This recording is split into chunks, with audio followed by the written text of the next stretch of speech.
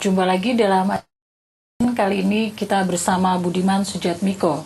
Dia adalah politisi muda kelahiran Cilacap 38 tahun yang lalu. Bung Budiman, selamat datang pada komitmen kali ini. Apa kabar sekarang? Baik, terima kasih dan terima kasih sudah diundang oleh acara komitmen ini. Ya. Baik, kita semua tahu bahwa Anda adalah seorang aktivis yang cukup lama bergaul di kalangan aktivis dan kemudian tiba-tiba Anda terdengar menjadi seorang aktivis partai. Apa motivasi Anda untuk akhirnya dari Partai Rakyat Demokrat pada saat masa reformasi Anda dirikan, pada sebelum reformasi bahkan 96 sampai Anda kemudian ditahan, sekarang kemudian Anda masuk akhirnya kepada partai, sebuah partai politik yang cukup mapan dan Anda memimpin di situ untuk kalangan mudanya. Pertama, saya tidak pindah dari PRD ke PDI Perjuangan karena saya kan sudah mundur dari PRD sejak tahun 2001.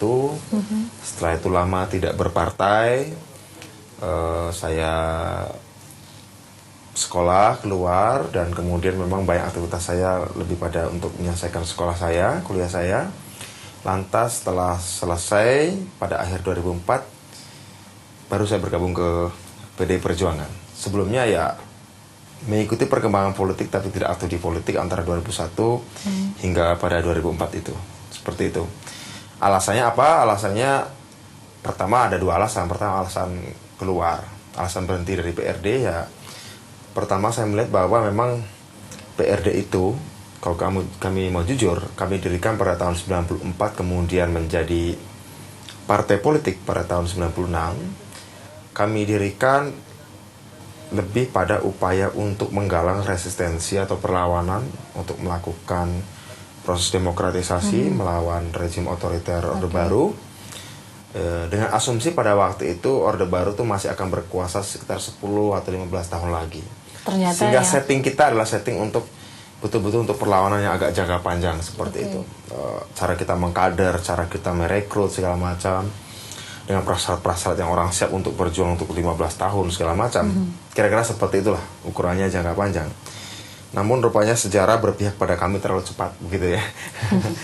Pertama kami dipenjara pada tahun 96, kemudian tahun 98 juga sebagian rekan kami yang ada di luar penjara yang nggak tertangkap bersama saya, kemudian diculik tahun 98. Tapi rupanya kan sebelumnya sudah terjadi krisis moneter, diikuti dengan krisis ekonomi pada tahun 97, krisis politik 98, dan ternyata persoalan Indonesia itu ternyata dua. Satu, Soeharto berkuasa terlalu lama. Persoalan kedua yang ditinggalkan dia adalah dia jatuh terlalu cepat.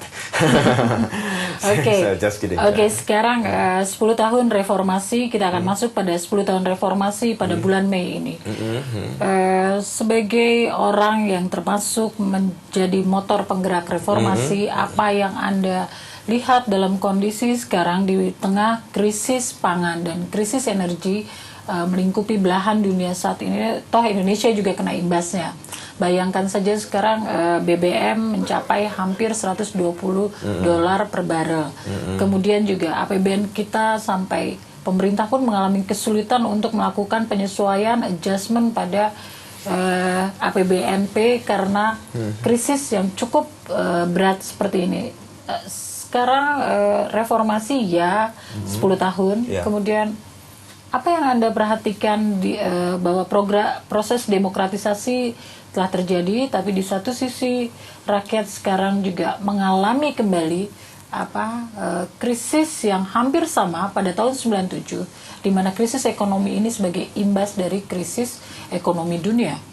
Kalau mau jujur, Mbak Imelda, reformasi 98 itu sebenarnya bukan merupakan bagian integral dari krisis. Jadi sebenarnya tidak ada hubungan langsung antara krisis dengan reformasi. Reformasi politik atau jatuhnya Orde Baru atau mantan Presiden Soeharto pada waktu itu sebenarnya imbas dari krisis, tapi dia bukan bagian dari krisis itu sendiri. Bahwa dia menghasilkan sebuah pemerintahan demokratis, jatuhnya diktatoran, ya karena pada waktu 98 kekuasaan politik kita diktatorial, ya kan? Artinya apa? Artinya kalau seandainya pada waktu itu kekuasaannya adalah kekuasaan yang demokratis tahun 97 itu, juga menurut saya akan mengalami kesulitan yang sama. Hanya saja mungkin dampaknya tidak terlalu dramatis. Karena pergantian kekuasaan kalau di era demokrasi kan agak biasa-biasa saja. Meskipun dia belum sampai pemilu, jatuh biasa-biasa saja. Tapi karena pada waktu itu yang jatuh adalah kekuasaan yang sudah 32 tahun dan begitu sangat berhasil menciptakan sebuah situasi mencekam, sehingga kemudian kelihatan dramatis karena diikuti dengan pergantian kekuasaan dari politik otoriter menuju politik demokrasi. Krisis kali ini bisa saja menghasilkan jatuhnya pemerintahan sebelum saatnya pemilu. Bisa saja terjadi seperti itu. Entah itu karena gejolak sosial yang ditimbulkan oleh salah langkah yang diambil oleh pemerintah di dalam menghadapi krisis energi, krisis pangan, dan juga krisis keuangan.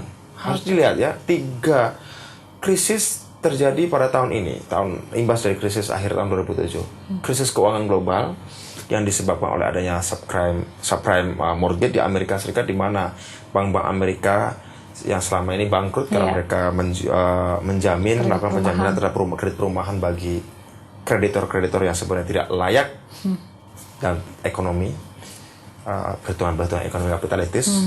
Kemudian itu dampaknya krisis keuangan global. Kedua, krisis pangan global yang diakibatkan sekarang ini. Pertama, dampak dari krisis keuangan global itu, banyak orang yang tadinya berinvestasi dalam pasar keuangan global masuk ke pasar komoditas.